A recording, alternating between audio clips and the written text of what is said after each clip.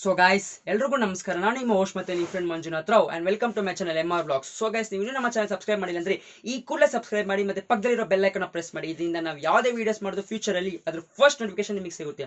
So guys, ನಾವು ಓದ್ ವಿಡಿಯೋದಲ್ಲಿ ಶೇರ್ ಮಾರ್ಕೆಟ್ ಅಂದ್ರೆ ಏನಂತ ತಿಳ್ಕೊಂಡಿದ್ರಿ.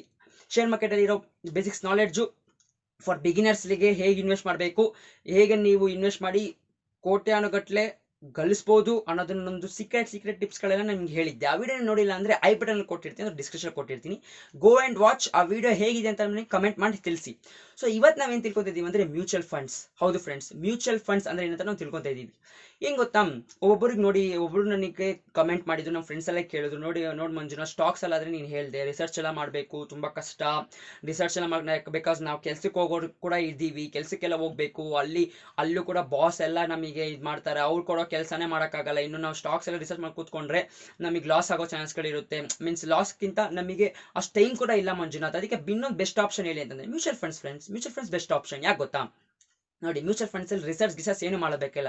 ರಿಸರ್ಚ್ ಎಲ್ಲ ಬಂದು ಬೇರೆಯವ್ರು ಮಾಡ್ತಾರೆ, ನೀವು ಬರೀ ಇನ್ವೆಸ್ಟ್ ಮಾಡ್ಬೇಕಷ್ಟೇ. ಅಂದ್ರೆ ನೋಡಿ, ಒಂದು ಆರ್ಗನೈಸೇಷನ್ ಇರುತ್ತೆ, ಆ ಆರ್ಗನೈಸೇಷನ್ ಅಂಡರ್ ಅಲ್ಲಿ ನೀವು ಒಂದು 10,000 ಅಮೌಂಟ್ ತರ ಲೆಕ್ಕಕ್ಕೆ ಒಂದು 10,000 ಅಮೌಂಟ್ ಕೊಡ್ತೀರಾ ಅಂತ ಅನ್ಕೊಳ್ಳಿ. ಅವ್ರು ಏನ್ ಮಾಡ್ತಾರೆ ಗೊತ್ತಾ, ಅದನ್ನ ಡೈವರ್ಸಿಫೈಡ್ ಹಂಚ್ತಾರೆ. ಅಂದ್ರೆ ಇವಾಗ ನೋಡಿ, ಸ್ಟಾಕ್ಸ್ ಅಲ್ಲಿ ನೀವು ಬಂದ್ರೆ, ಸ್ಟಾಕ್ ವಿಷಯಕ್ಕೆ ಬಂದ್ರೆ, ನೀವು ಪರ್ಟಿಕ್ಯುಲರ್ ಕಂಪನಿ ಸ್ಟಾಕ್ಸ್ ತಗೊಂತೀರಾ, ಪರ್ಟಿಕ್ಯುಲರ್ ಪ್ರೈಸ್ ತಗೊಂತೀರಾ. ಅದಕ್ಕೆ ನೀವೀಗ ಆ ಕಂಪನಿ ಸ್ಟಾಕ್ಸ್ ಮಾತ್ರ ಕೊಡ್ತೀರಾ. ಬಟ್ ಮ್ಯೂಚುವಲ್ ಫಂಡ್ಸ್ ಅಲ್ಲಿ ಗೊತ್ತಾಗುತ್ತೆ ಡೈವರ್ಸಿಫೈಡ್ ಇನ್ವೆಸ್ಟ್ಮೆಂಟ್ ಫ್ರೆಂಡ್ಸ್. ಅಂದ್ರೆ ಅವರು ಒಂದೇ ಸೆಕ್ಟರ್ ಇನ್ವೆಸ್ಟ್ ಮಾಡಲ್ಲ, ಅವರು ಡಿಫ್ರೆಂಟ್ ಸೆಕ್ಟರ್ ಇನ್ವೆಸ್ಟ್ ಮಾಡ್ತಾರೆ ಮ್ಯೂಚುವಲ್ ಫಂಡ್ಸ್ ಅವರು. ಮ್ಯೂಚುವಲ್ ಫಂಡ್ಸ್ ಆರ್ಗನೈಸೇಷನ್ಗಳು IT sector, energy, miscellaneous, finance, consumer electronics, ಆಮೇಲೆ ಫಾರ್ಮಾಸ್ಯೂಟಿಕಲ್ಸು, ಮತ್ತೆ ಇದು ರಿಯಲ್ ಎಸ್ಟೇಟ್, ಈ ತರ ಡಿಫ್ರೆಂಟ್ ಸೆಕ್ಟರ್ ಇನ್ವೆಸ್ಟ್ ಮಾಡ್ತಾರೆ. ಅವಾಗ ಏನ್ ಗೊತ್ತಾಗುತ್ತೆ, ನಿಮ್ಮ ದುಡ್ಡು ಲಾಸ್ ಆಗೋದಕ್ಕೆ ಚಾನ್ಸ್ ಇಲ್ಲ. ಯಾಕೆ ಗೊತ್ತಾ, ಯಾವುದೋ ಒಂದು ಸೆಕ್ಟರ್ ಲಾಸ್ ಆದ್ರೂ ಕೂಡ ಬೇರೆ ಸೆಕ್ಟರ್ ಇಂದ ಲಾಭ ಬಂದೇ ಬರುತ್ತೆ. So it's better to invest in mutual funds. ನಿಮ್ಮ ಹತ್ರ ಟೈಮ್ ಇಲ್ಲ ಅಂತಂದ್ರೆ ಮ್ಯೂಚುವಲ್ ಫಂಡ್ಸ್ ಇನ್ವೆಸ್ಟ್ ಮಾಡಿ. ನೀವು, ನಾನು ಪಕ್ಕ ಸಜೆಸ್ಟ್ ಮಾಡ್ತೀನಿ ಮ್ಯೂಚುವಲ್ ಫಂಡ್ಸ್ ಇನ್ವೆಸ್ಟ್ ಮಾಡೋಕ್ಕೆ. Because mutual funds is best platform. ನಿಮಗೆ ಅವರೇ ನಿಮಗೆ ರಿಸರ್ಚ್ ಎಲ್ಲ ಮಾಡ್ಕೊಡ್ತಾರೆ, ನೀವು ಬರೀ ಅಮೌಂಟ್ ಹಾಕಬೇಕು. ಇನ್ನೊಂದು ಹೆಂಗ್ ಗೊತ್ತಾ ಫ್ರೆಂಡ್ಸ್, ನಿಮಗೆ ರಿಟರ್ನ್ಸ್ ಬರುತ್ತೆ 11-15%. ನೀವು ಬ್ಯಾಂಕಲ್ಲಿ ಹೋಗ್ತೀರಾ, FD ಮಾಡ್ತಾರೆ, FD ಎಷ್ಟು ಕೊಡ್ತಾರೆ, 6-7% ಕೊಡ್ತಾರೆ. ಇನ್ನು RD ಮಾಡ್ಬೇಕು ಅನ್ಕೊಂತೀರಾ, RD ಎಷ್ಟು ಕೊಡ್ತಾರೆ, 7-8% ಕೊಡ್ತಾರೆ. ಬಟ್ ಇದು 11-15%. ನೀವು ಡೈರೆಕ್ಟ್ ಆಗಿ ಸ್ಟಾಕ್ಸ್ ಮಾಡೋಕ್ಕಾಗಲ್ಲ, ರಿಸರ್ಚ್ ಮಾಡೋಕ್ಕಾಗಲ್ಲ ಅಂದ್ರೆ ಇದೇ best platform mutual funds. Invest ಮಾಡಿ.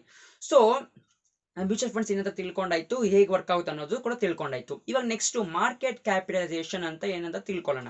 ಮಾರ್ಕೆಟ್ ಕ್ಯಾಪಿಟಲೈಸೇಷನ್ ಅಂದ್ರೆ ಏನ್ ಮಂಜುನಾಥ್ ಅಂದ್ರೆ, ಮಾರ್ಕೆಟ್ ಕ್ಯಾಪಿಟಲೈಸೇಷನ್ ಅಂದ್ರೆ ಕರೆಂಟ್ ಶೇರ್ ಪ್ರೈಸ್. ಅಂದ್ರೆ ಒಂದು ಕಂಪನಿದು ಕರೆಂಟ್ ಶೇರ್ ಪ್ರೈಸ್ ಮತ್ತೆ ಎಷ್ಟು ಶೇರ್ಸ್ ಗಳು ಇಶ್ಯೂ ಆಗಿದೆ ಅಂತ ಅಂದ್ಬಿಟ್ಟು ಔಟ್ ಸ್ಟ್ಯಾಂಡಿಂಗ್ ಶೇರ್ಸ್ ಅಂತ ಅಂತಾರೆ. Current share price into outstanding shares ಅಂದ್ರೆ ಎಷ್ಟು ಶೇರ್ಸ್ ಗಳು ಇಶ್ಯೂ ಆಗಿದೆ, ಜನರಿಗೆ ಇಶ್ಯೂ ಆಗಿದೆ, ಅಕಸ್ಮಾತ್ ಏಂಜಲ್ ಇನ್ವೆಸ್ಟರ್ಸ್, ಆಂಕರ್ ಇನ್ವೆಸ್ಟರ್ಸ್ ಗಳು, ಮತ್ತೆ ಇಂಡಿವಿಜುವಲ್ ಇನ್ವೆಸ್ಟರ್ಸ್ ಗಳು ಎಷ್ಟು ಜನ ಟೋಟಲ್ ಆಗಿ ಅವ್ರ ಶೇರ್ಸ್ ನ ಇಶ್ಯೂ ಆಗಿದೆಯೋ ಅದನ್ನ ಔಟ್ ಸ್ಟ್ಯಾಂಡಿಂಗ್ ಶೇರ್ಸ್ ಅಂತ ಕರೀತಾರೆ.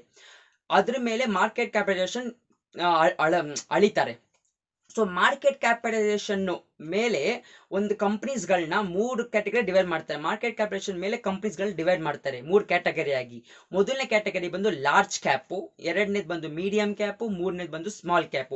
ಲಾರ್ಜ್ ಕ್ಯಾಪ್ ಫಂಡ್ ಅಂದ್ರೆ ಅದರ ಮಾರ್ಕೆಟ್ ಕ್ಯಾಪಿಟಲೈಸೇಷನ್ 20,000 ಕೋಟಿಗಿಂತ ಜಾಸ್ತಿ ಇರುತ್ತೆ. ಇಂಥ ಕಂಪನೀಸ್ಗಳಲ್ಲಿ ರಿಸ್ಕ್ ಕಡಿಮೆ, ಸೇಫ್ಟಿ ಜಾಸ್ತಿ, ಮತ್ತೆ ರಿಟರ್ನ್ಸ್ ಕೂಡ ಜಾಸ್ತಿ, ಮೀಡಿಯಂಗಿಂತ ಜಾಸ್ತಿ ಇರುತ್ತೆ. ಸ್ವಲ್ಪ ಎಕ್ಸಾಂಪಲ್ಸ್ ತಗೋಣ ಅಂದ್ರೆ TCS, ರಿಲಯನ್ಸ್, ಇದು ತಗೊಳ್ಬಹುದು. ಇನ್ನು ಮೀಡಿಯಂ ಕ್ಯಾಪ್ ಬಂದು, ಮೀಡಿಯಂ ಕ್ಯಾಪ್ ಅಲ್ಲಿ ಯಾವ್ದು ಮಾರ್ಕೆಟ್ ಕ್ಯಾಪಿಟಲೈಸೇಷನ್ 5,000ದಿಂದ 20,000 ಒಳಗಡೆ ಇರುತ್ತೋ, 20,000 ಕೋಟಿ ಒಳಗಡೆ ಇರುತ್ತೋ ಅಂತ ಕಂಪನೀಸ್ಗಳನ್ನ ಮಿಡ್ ಕ್ಯಾಪ್ ಕಂಪನೀಸ್ ಅಂತ ಕರೀತಾರೆ. ಸೊ ಇದ್ರ ಕೆಳಗಡೆ ಬರೋದು ಈಗ ರೀಸೆಂಟ್ ಆಗಿ ರಿಲೀಸ್ ಆಗಿರೋ ಕಂಪನೀಸ್ಗಳು, ಅಥವಾ 1 ವರ್ಷ 2 ವರ್ಷ ಆಗಿದೆ ಅಷ್ಟೇ ರಿಲೀಸ್ ಆಗಿ, ಅಂತ ಕಂಪನೀಸ್ಗಳನ್ನ ಮಿಡ್ ಕ್ಯಾಪ್ ಒಳಗಡೆ ಬರುತ್ತೆ. ಇನ್ನು ಸ್ಮಾಲ್ ಕ್ಯಾಪ್ ಕಂಪನೀಸ್ಗಳು ಬಂದ್ಬಿಟ್ಟು ಇನ್ನು ಬೆಳೀತಾ ಇರೋ ಕಂಪನೀಸ್ಗಳು, ಅಂದ್ರೆ ಅದ್ರದ್ದು ಮಾರ್ಕೆಟ್ ಕ್ಯಾಪಿಟಲೈಸೇಷನ್ 5,000 crores ಒಳಗಡೆ ಇರೋದು, ಅದನ್ನ ಮಿಡ್ ಕ್ಯಾಪ್ ಕಂಪನೀಸ್ಗಳಂತ ಕರೀತಾರೆ. ಸೊ ಇವಾಗ ಇನ್ನೊಂದು ತಿಳ್ಕೊಳ್ಳೋಣ ನಾವು, ಮಲ್ಟಿ ಕ್ಯಾಪ್ ಕಂಪನೀಸ್ ಅಂದ್ರೆ ಯಾವ್ದಂತಂದ್ರೆ ಮಲ್ಟಿ ಕ್ಯಾಪ್ ಫಂಡ್ ಅಂತಂತಾರೆ. ಅಂದ್ರೆ ಮಲ್ಟಿ ಕ್ಯಾಪ್ ಫಂಡ್ ಅಂತಂದ್ರೆ ಏನ್ ಗೊತ್ತಾ, ನಿಮ್ಗೆ ಇವತ್ರ ಒಂದು ಶೇರ್ಸ್ ಇದೆ ಅಂತ ಅನ್ಕೊಳ್ಳಿ, ಅದನ್ನ ಇವಾಗ large cap, mid cap, small cap ನ ಈಕ್ವಲ್ ರೇಷಿಯೋ ಡಿವೈಡ್ ಮಾಡಿ ಮಲ್ಟಿ ಕ್ಯಾಪ್ ಅಲ್ಲಿ ಇನ್ವೆಸ್ಟ್ ಮಾಡ್ತಾರೆ. ಅವಾಗ ನಿಮ್ಗೆ ರಿಟರ್ನ್ಸ್ ಜಾಸ್ತಿ ಬರುತ್ತೆ.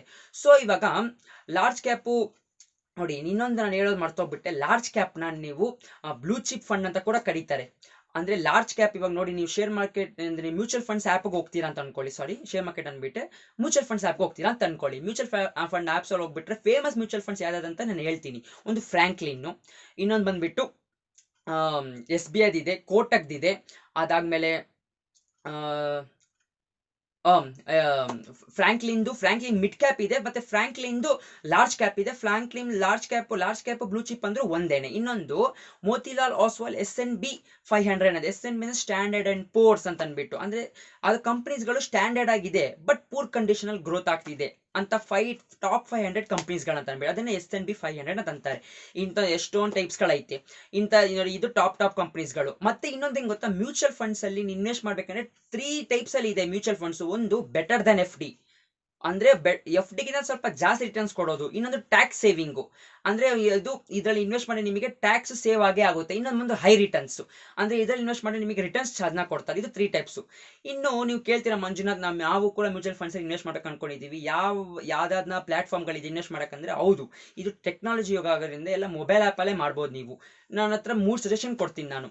ಕುವೇರಾ, ಗ್ರೋ, ಇಟಿ ಮನಿ ಬಂದ್ಬಿಟ್ಟು ಎಕನಾಮಿಕ್ ಟೈಮ್ಸ್ ಅವ್ರು ಬಿಟ್ಟಿರೋದು. ಅದು ಇಟಿ ಮನಿ ಅಂತ ಅಂದ್ಬಿಟ್ಟು ಆಪ್ ಇಂದ ಇನ್ಸ್ಟಾಲ್ ಮಾಡ್ಬೋದು, ಇಲ್ಲ ಕುವೇರಾದಲ್ಲಿ ಮಾಡ್ಬೋದು. ಇಲ್ಲಾಂದ್ರೆ ಬೆಸ್ಟ್ ಏನ್ ಗೊತ್ತಾ, ಗ್ರೋ. ನಾನು ಕೂಡ as A mutual fund investor ಆಗಿ ನಾನು ಇನ್ವೆಸ್ಟ್ ಮಾಡ್ತಿರೋದು ಕೂಡ ಗ್ರೋ ಆಪ್ ಅಲ್ಲೇ.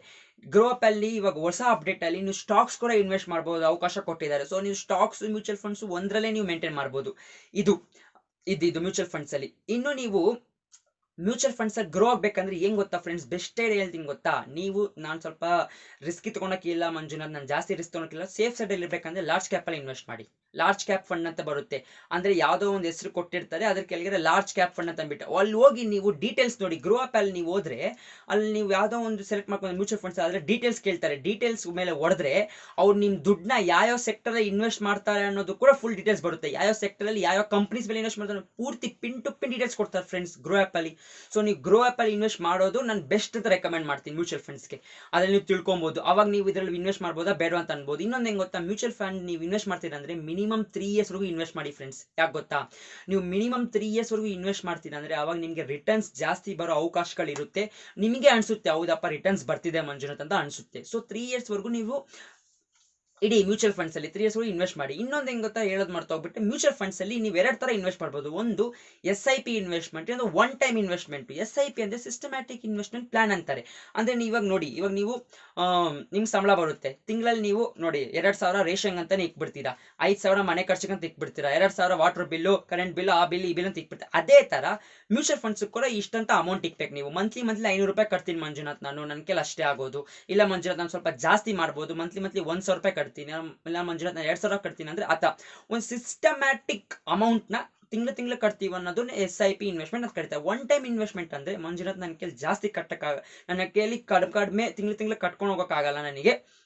ನಾವು ಒಂದೇ ಸತಿ 10,000 20,000 ಲಕ್ಷವರೆಗೂ ಒಂದೇ ಸತಿ ಕಟ್ಬಿಡ್ತೀನಿ ಅಂದ್ರೆ ಕಟ್ಬಹುದು. 3,000ವರೆಗೂ ನೀವು ಅಂದ್ರೆ 3 ವರ್ಷವರೆಗೂ ನೀವು ಎತ್ತೋ ತರ ಇಲ್ಲ. ಅದನ್ನ 3 ವರ್ಷ ತರ ನೀವು ಹಂಗೂ ಗ್ರೋ ಅಪ್ ಅಲ್ಲಿ. ಇನ್ನೊಂದು ಹೆಂಗ್ ಗೊತ್ತಾ, ನಾನು ಗ್ರೋ ಅಪ್ ಅಲ್ಲಿ ಪದೇ ಗ್ರೋ ಅಪ್ ಯಾಕೆ ಗೊತ್ತಾ ಹೇಳ್ತೀನಿ, ಗ್ರೋ ಅಪ್ ಅಲ್ಲಿ ಅಷ್ಟು ಬೆನಿಫಿಟ್ಸ್ ಇದೆ ಫ್ರೆಂಡ್ಸ್. ಯಾಕೆ ಗೊತ್ತಾ, ಗ್ರೋ ಅಪ್ ಅಲ್ಲಿ ನೀವು ಇವಾಗ ಇನ್ವೆಸ್ಟ್ ಮಾಡಿದೆ ಅಂತ ಅನ್ಕೊಳ್ಳಿ, ಅದು ನಿಮಗೆ FD ತರ ಅಲ್ಲ. FD ಆದ್ರೆ ಒಂದು 5 ಇಯರ್ಸ್ ಫಿಕ್ಸ್ಡ್ ಡೆಪಾಸಿಟ್ ಮಾಡ್ಬಿಟ್ರೆ ನೀವು ಎತ್ತೋಕ್ಕಾಗಲ್ಲ. ಬಟ್ ಇದ್ರಲ್ಲಿ ನೀವು ಸಿಸ್ಟಮ್ಯಾಟಿಕ್ ಇನ್ವೆಸ್ಟ್ಮೆಂಟ್ ಪ್ಲಾನ್ ಇಂದ ನೀವು ಇನ್ವೆಸ್ಟ್ ಮಾಡ್ತಾ ಇರ್ಬೋದು. ಒನ್ ಟೈಮ್ ಇನ್ವೆಸ್ಟ್ಮೆಂಟ್ ಮಾಡೋದು ಕೂಡ ಸೆಂಟ್ರಲ್ ನಿಮ್ಗೆ ಏನೋ ಅಮೌಂಟ್ ಬೇಕಾಗಿತ್ತು ಅನ್ಕೊಳ್ಳಿ, ನೀವು ಅದನ್ನ ಕ್ಲಿಕ್ ಮಾಡಿ ರಿಸೀವ್ ಕೊಟ್ರೆ, ಅಂದ್ರೆ ನಮ್ಮ ಅಮೌಂಟ್ ಬೇಕಂತ ನೀವು ಕಳ್ಸಿದ್ರೆ ಬ್ಯಾಂಕ್ಗೆ, ಅವ್ರ ಆಪ್ಗೆ ರಿಕ್ವೆಸ್ಟ್ ಕಳ್ಸಿದ್ರೆ ವಿತಿನ್ 24 ಅವರ್ಸ್ ನಿಮಗೆ ಕ್ರೆಡಿಟ್ ಆಗುತ್ತೆ. ನೀವು ಎಷ್ಟು ಅಮೌಂಟ್ ಕೇಳ್ತಾರೆ ಅಷ್ಟು ಅಮೌಂಟ್ ಕ್ರೆಡಿಟ್ ಆಗುತ್ತೆ. ಅವ್ರು FD ತರ ನಿಮ್ಗೆ ಅಕೌಂಟ್ ಕೂಡ ಇಟ್ಕೊಳ್ಳಿ. ಇನ್ನೊಂದು ಹೆಂಗ್ ಗೊತ್ತಾ, 0% ಬ್ರೋಕರೇಜ್ ಫ್ರೆಂಡ್ಸ್. ಇವಾಗ ನಾನು ಅಂದಿದ್ದು 3 ಆಪ್ ಅಲ್ಲಿ ಕೂಡ 0% ಬ್ರೋಕರೇಜ್. ಸೊ ನಿಮಗೆ ಬ್ರೋಕರೇಜ್ ಅದು ಇದು ಅಂದ್ಬಿಟ್ಟು ನಿಮ್ಮ ಹತ್ರ ಬೇರೆ ಎಕ್ಸ್ಟ್ರಾ ದುಡ್ಡುಗಳು ಅವ್ರಿಗೆ ವಸೂಲಿ ಮಾಡಲ್ಲ. ಸೊ ಮ್ಯೂಚುವಲ್ ಫಂಡ್ಸ್ ಅಲ್ಲಿ ಇನ್ವೆಸ್ಟ್ ಮಾಡ್ಬೇಕಂದ್ರೆ ಈ 3 ಪ್ಲಾಟ್ಫಾರ್ಮ್ ಬೆಸ್ಟ್, ಅದರಲ್ಲೂ ಗ್ರೋ ಬೆಸ್ಟ್. ಇದು ಫ್ರೆಂಡ್ಸ್ ಇವತ್ತು ಇದ್ದಿದ್ದು ವಿಡಿಯೋ.